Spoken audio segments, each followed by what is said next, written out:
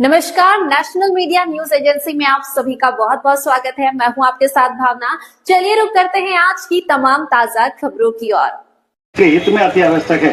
प्रमुख समस्याओं में कुछ निम्नलिखित हैं। बिगड़ती कानून व्यवस्था में सुधार, क्योंकि यह नशे की स्थापना अति शीघ्र की जाए।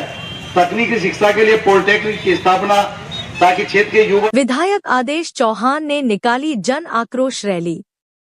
इस वक्त की बड़ी खबर उत्तराखंड प्रदेश के जनपद उधम सिंह नगर के जसपुर नगर से है, जहां मौजूदा जसपुर क्षेत्रीय कांग्रेस विधायक आदेश सिंह चौहान ने अपने सैकड़ों कार्यकर्ताओं के साथ मिलकर एक विशाल जनाक्रोश रैली निकाली।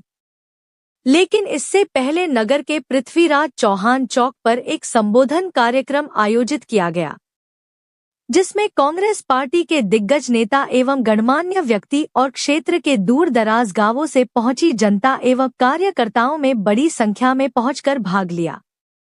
तो वहीं महिलाएं भी इस प्रोग्राम में शामिल हुई, जिसमें अनेक वक्ताओं ने बारी बारी से प्रदेश सरकार पर जमकर निशाना साधा और उसके पश्चात रैली का आयोजन हुआ।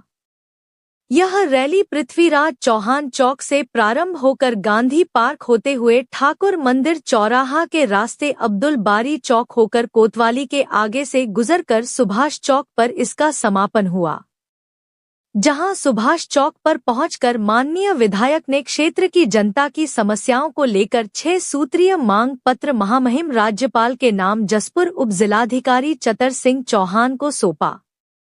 जसपुर की जनता में बहुत बड़ा रोष है, क्योंकि हमारी 6 सूत्रीय मांगों को लेकर हमने राज्यपाल महामहिम राज्यपाल के लिए एक ज्ञापन एसडीएम महोदय को दिया, जिसमें हमारे नेता प्रतिपक्ष यशपाल आगे, उसमें हमारे पूर्व नेता प्रतिपक्ष पूर्व अध्यक्ष प्रीतम सिंह जी, हमारे राष्ट्रीय सचिव काजी निजामुद्दीन जी और हमारे हजारों कार्यकर्ता कांग्रेस जो प्रताड़ित। यहाँ 6 महीने में 6 हत्याएं हुई और उन हत्याओं का बेस जो निकल कर आया वो सब नशे करने वाले हैं ज़्यादातर।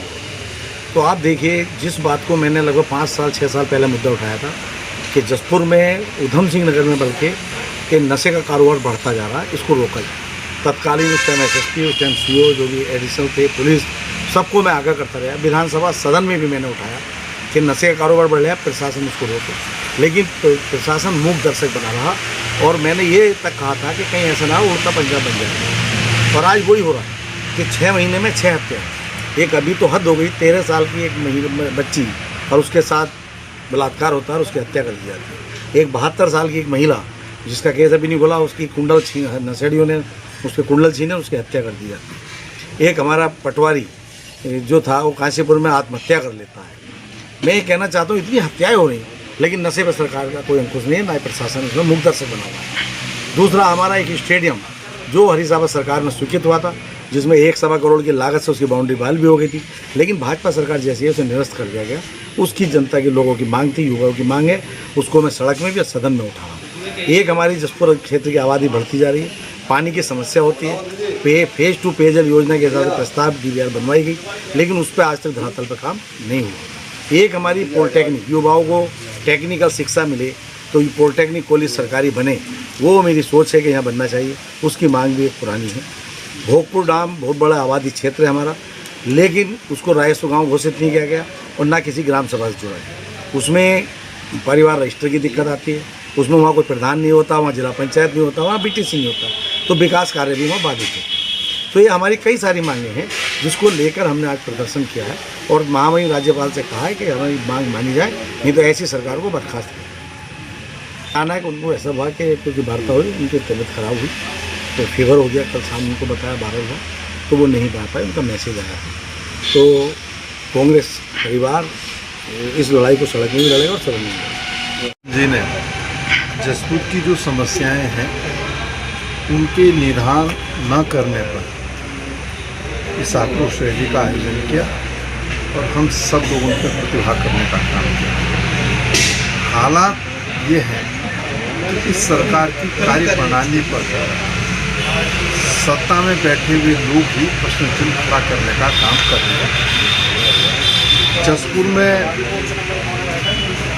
स्टेडियम बने तो इसके लिए आपने देखा होगा कि भाजपा के ही नेता जो धरने पर बैठते हैं। आपके सामने है बंशीधर भगत जो है हल्द्वानी में बैठते हैं। चुफाल जी ने भी प्रश्न चिन्ह खड़ा किया है। अरविंद पांडे ने भी प्रश्न चिन्ह खड़ा किया है। त्रिवेंद्र सिंह राव जो पूर्व मुख्यमंत्री थे उन्होंने भी प्रश्न खड़े किए हैं। तीरथ सिंह राव जो पूर्व मुख्यमंत्री थे उन्होंने भी प्रश्न खड़े किए हैं। तो सरकार की कार्य प्रणाली और निराशाजनक वाली है। विकास से कोई सरोकार इस सरकार का नहीं है। सरकार सर से पांव तक भ्रष्टाचार में डूबी हुई है। इस सरकार को खनन माफिया, शराब माफिया, भू माफिया संचालित करने का काम कर रही है। देखिए, हरीश राव जी का थोड़ा स्वास्थ्य खराब होने की वजह से वो नहीं आ पाए। उनका स्वास्थ्य अगर ठीक होता तो निश्चित रूप से आज इस जन आक्रोश रैली में प्रतिभा करते। डबल इंजन की सरकार है, जिनके हाथों में सत्ता है, उनसे हम ये अपेक्षा नहीं कर सकते हैं कि वो अपनी सरकार पर जो है कार्रवाई करने का काम करें। आपके सामने है जो चरित्र डबल इंजन की सरकार का है, ये पूरा देश देख रहा है। सत्ता में बैठे हुए लोग उन लोगों पर कार्रवाई करने का काम करते हैं जो आवाज़ सरकार के खिलाफ उठती है, और जब वो आवाज़ भाजपा या सरकार में सम्मिलित हो जाती है तो उस पर कोई कार्रवाई नहीं होती है।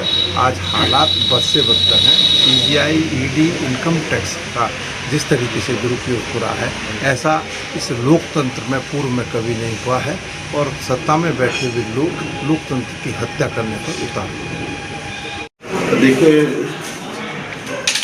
कांग्रेस के शासनकाल में कांग्रेस सरकार ने पूरे उत्तराखंड की हर क्षेत्र में विकास योजनाओं पर नकल पहुँचाने का काम किया है। लेकिन विगत वर्षों में भारतीय जनता पार्टी के राज में वो